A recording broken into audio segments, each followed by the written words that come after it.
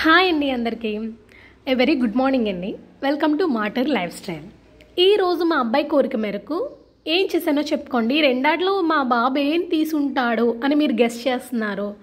Every Sunday లేదంటే ఏదైనా holidays అయినప్పుడు ఎక్కువ బిర్యానీ అవుతుంది. నేనైతే బగారా రైస్ తీయాలనే కోరుకున్నాను. సో మా బాబు నా కోరిక మేరకు ఖచ్చితంగా అదే తీశాడు. సో ఈరోజు బగారా రైస్ చాలా కమ్మగా పీస్ఫుల్గా వెళ్ళిపోయిందండి. సూపర్ ఉంటుంది. మా పిల్లలది చాలా ఇష్టంగా తిన్నారు.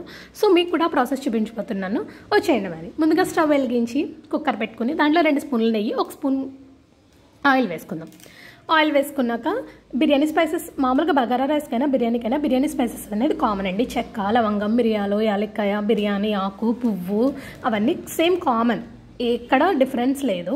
సో ఇవన్నీ కూడా స్పైసెస్ అన్ని బాగా ఫ్రై అయిపోయాక ఒక 5-6 పచ్చిమిర్చి వేసుకోండి. ఎందుకంటే ఇది కమ్మగా ఉంటుంది కాబట్టి కారం అనేది యాడ్ చేయకుండా ఎక్కువ ఈ పచ్చిమిర్చితో చేయడానికి ట్రై చేయండి. దాంట్లో చిన్న చిన్న ముక్కలు కట్ చేసుకున్నానండి నేనైతే, అంటే పొడుగ్గా చేసుకునే పిల్లలు ఇష్టంగా తినరేమో అని చెప్పి.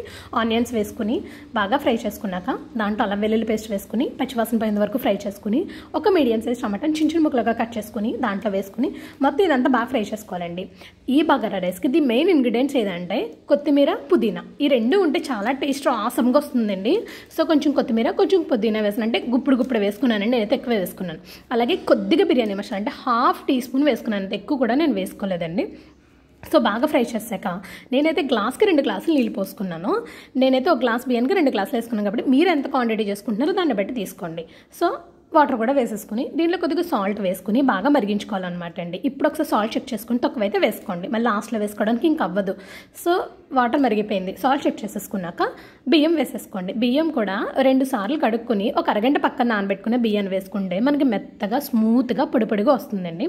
సో అయిపోయాక అదంతా వేసుకున్నాక ఒకసారి బాగా కలిపేసుకున్నాక కుక్కర్ మూత పెట్టుకుని 3 విజిల్స్ రప్పించాలండి. ఇప్పుడు విజిల్ వచ్చింది, మూత తీసాక ఎలా ఉంది, యమ్మీ బగారా సూపర్ ఉంది. నా పుదీనా ఫ్లేవర్, కొత్తిమీర ఫ్లేవర్, అబ్బా నిజంగా బయట వర్షం క్లైమేట్కి వేడి బగారా రైస్ తింటే అబ్బా సూపర్ ఉందండి. మేమైతే ఈ బగారా రైస్కి కాంబినేషన్గా పన్నీర్ కర్రీ తిన్నాము, మష్రూమ్ కర్రీ తినొచ్చు, ఇంకే కర్రీ అయినా మేమైతే వేసి కాబట్టి నాకెందుకు ఇదే అనిపించింది. The best combination bagara rice and paneer curry అనిపించింది.